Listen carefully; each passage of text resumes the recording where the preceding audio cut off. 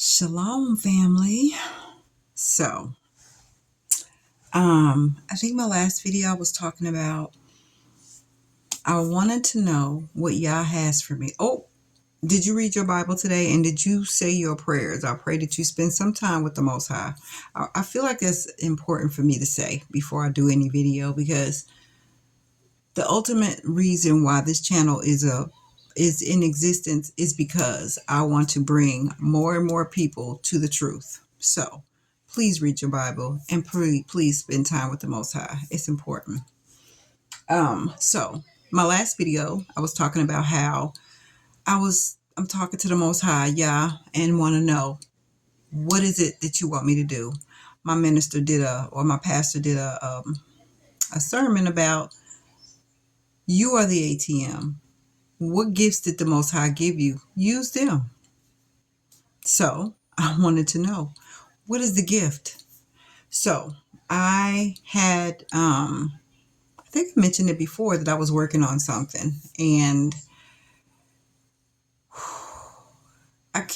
so I'm this person, like, I have so much going on in my head that I might start something and then I'll stop and then I'll start again and I'll stop.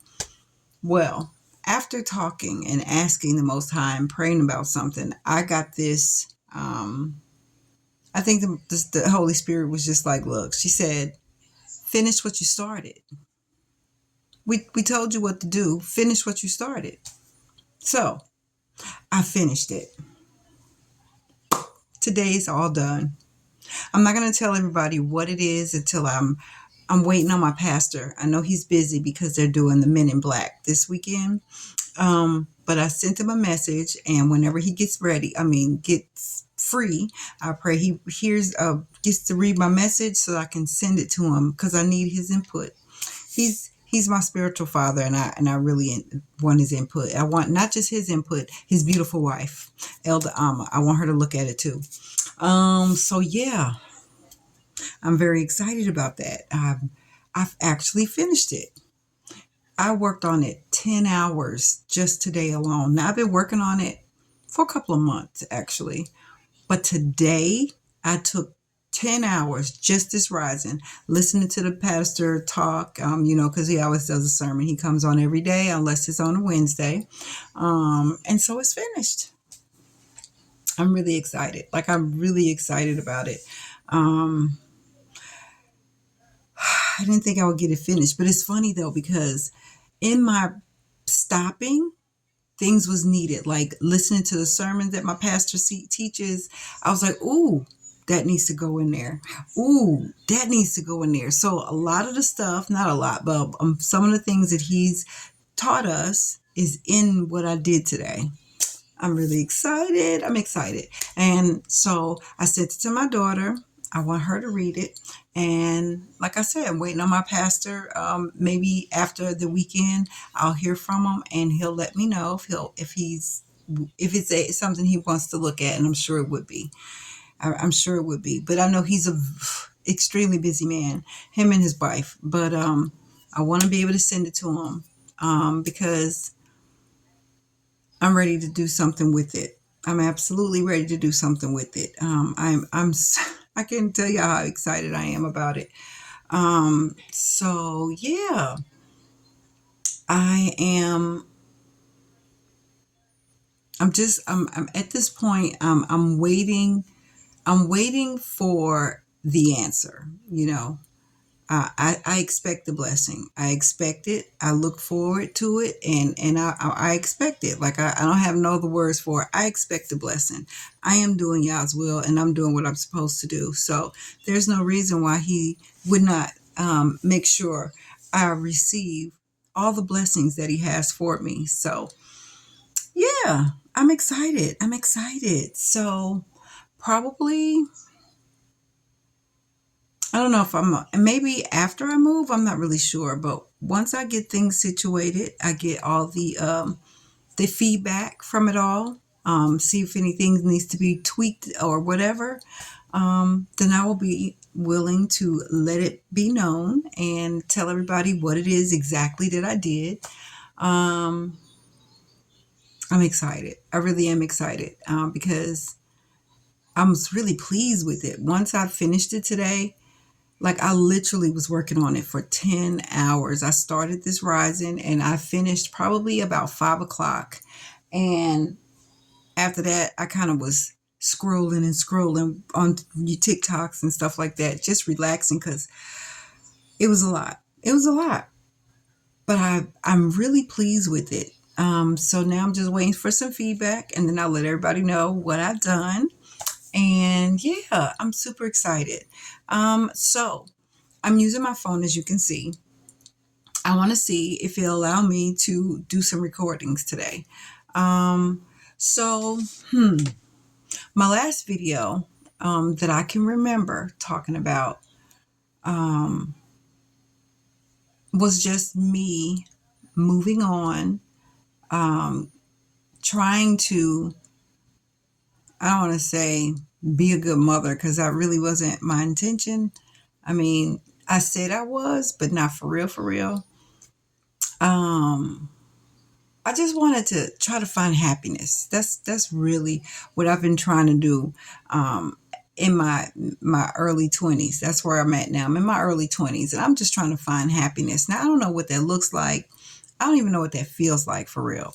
The happiest moment that I ever had, but it was also one of the saddest moments, is the day I gave birth to my first child. To see that beautiful baby, and I was ecstatic. But then right after that, I felt like what am I going to do with this child now? I have a child that I'm responsible for. His dad's not going to be involved because I was just another notch on his belt. And plus he was a lot older than I am, and yeah, I knew I wasn't going to get no help from him because he wasn't doing nothing with his kids that he already had. So in my early 20s, I called myself just looking for happiness. Now, what did that look like? It looked like a lot of partying, a lot of being drunk, a lot of being high, a lot of trying any and all things, a lot of sleeping around. Um, but it's weird because in my own little way, I was really trying to end my life. I really was. I was trying, like I did any and everything. Like I had that I don't give a F attitude because I didn't give a F about anything. And I meant that. And I would do any and everything. And I realized as I gotten older that that's really what I was trying to do. I was trying to find a way to end it. Maybe I get too drunk and pass out and have a car accident, or because I used to drive under the influence a lot. Maybe I took enough pills to where I wouldn't wake up.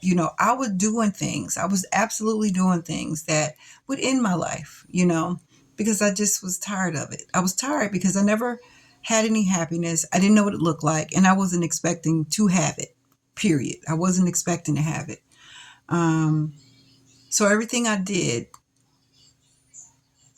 was really geared to that. I drove crazy. I drove like I was insane, um,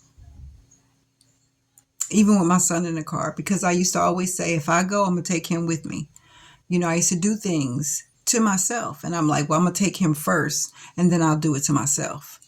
Um, but I couldn't do it. I couldn't do it to him, and I couldn't do it to myself. So I would do other things like I would take a lot of pills, hoping that it would take me out. The worst that ever happened was I got a stomach ache. That was about the worst. Uh, and people used to say, um, if you really want to take yourself out, you wouldn't tell anybody. So I would never tell anybody. Then it got to the point where I started telling people because I realized I didn't really want to die. Or, excuse me, I didn't really want to be unalived. I just wanted the pain to stop. But I didn't know how to make that happen. I didn't know how to make that happen. Um, I didn't know what that looked like. I've been in pain for so long. That's all I knew. Like, for real, that was all I knew. Heartache and pain and trouble. That's all I knew.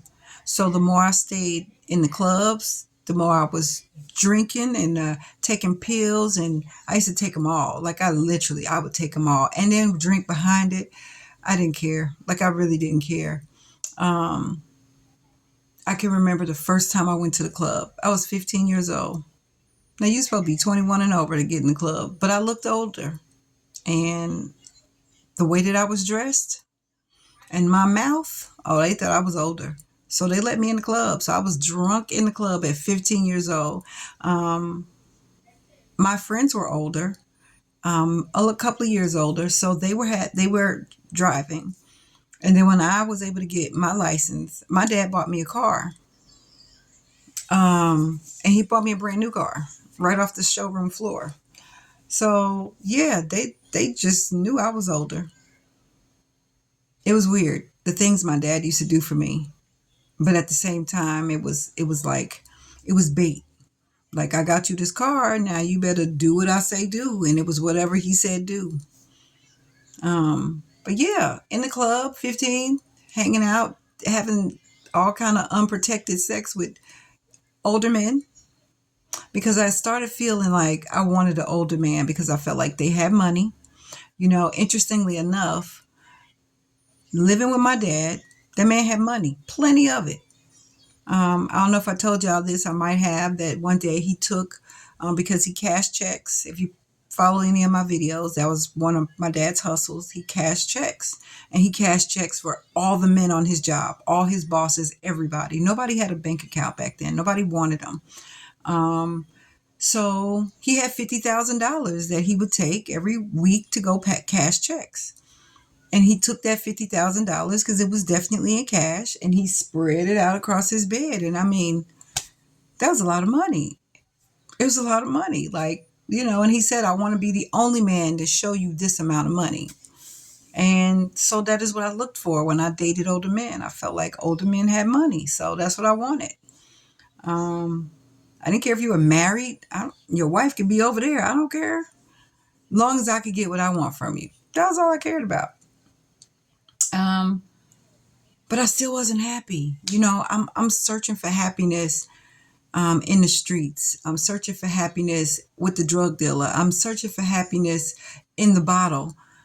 And it wasn't in there. Like it just wasn't in there. But I kept trying. I kept trying because I didn't know what else to do. Growing up with my grandparents in North Carolina, yeah, we went to church. They believed in God, I think, I guess. Um, My father did not, he absolutely did not. And after a while, I mean, forever, I believed there was a higher power or God, because I used to say God back then. I believed it. But after living with him for so long, it's like, maybe not, maybe I am tripping, because my father used to say the darndest things like, I wish I could see God so I could kick his blankety blank. I used to be like, what? And nothing happened. I used to be afraid. I used to look up trying to see if there's about to be some lightning striking through the house, but nothing ever happened to him. He still made plenty money. He just, nothing happened. So I was thinking, well, maybe he's not real. I just thought that he was real. So in my 20s, my faith wasn't there anymore. So, I mean, I would go to church and I would feel something that day, but then when I'd leave church, it'd go away because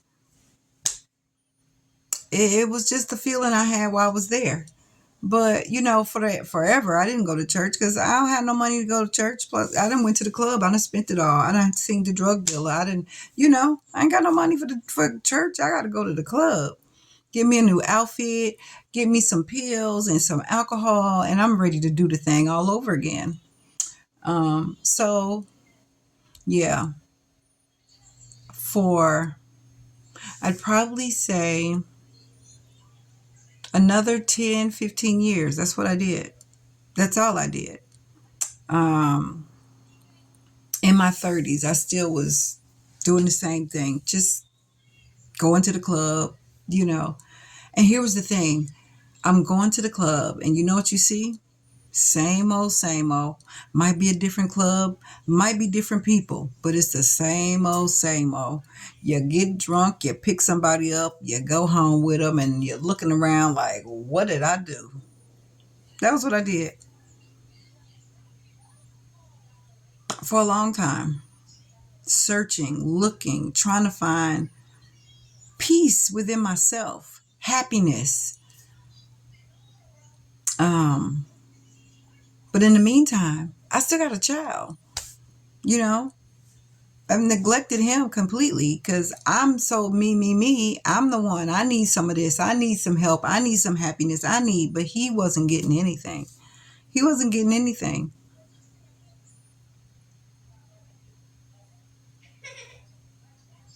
Yeah. It's hard when you grow up the way that I grew up and you can't see nothing else. All you see is what you see. And what I saw was the pain. I couldn't see anything past that. Just the pain, just the hurt, just the harm that I went through. Um,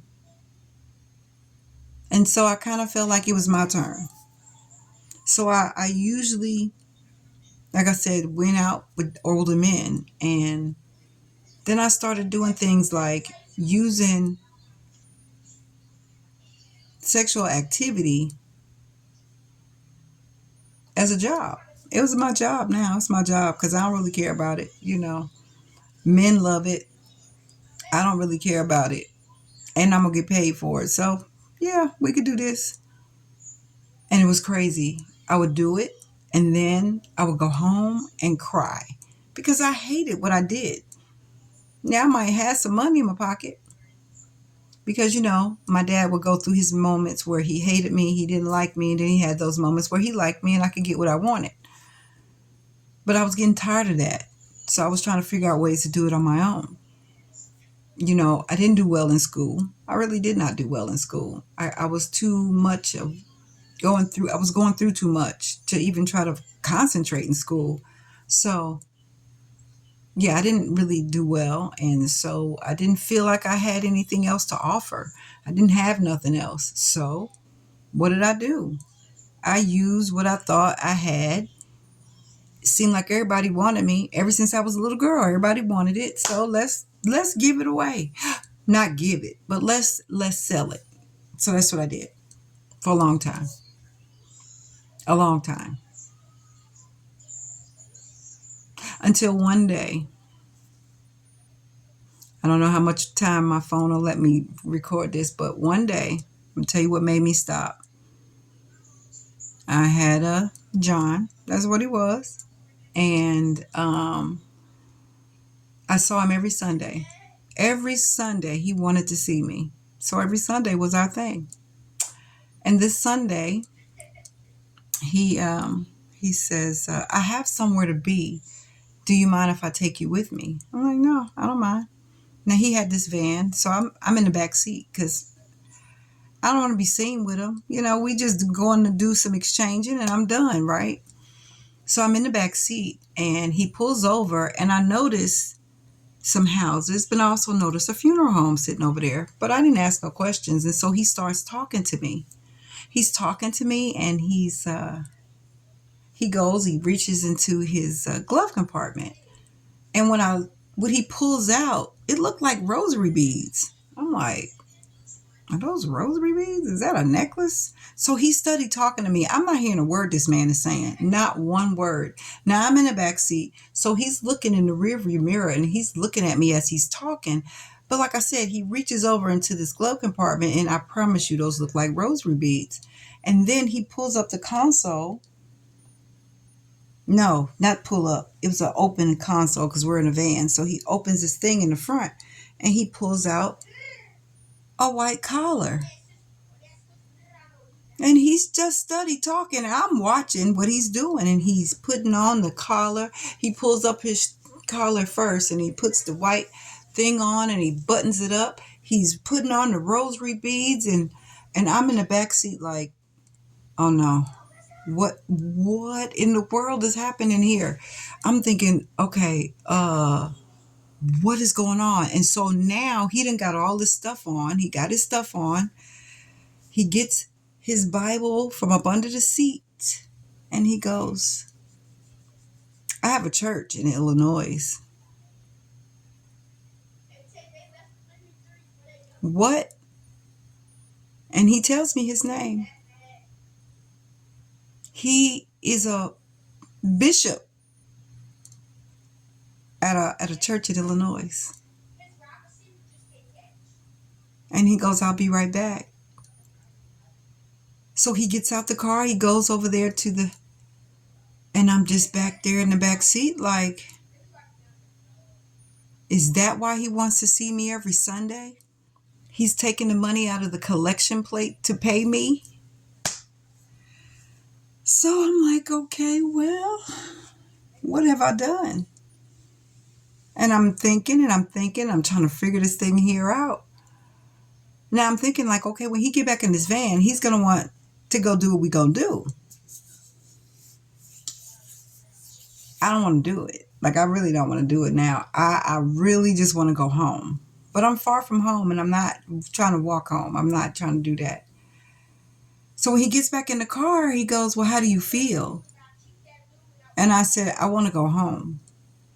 He said, well, I have extra for you today. He paid me double.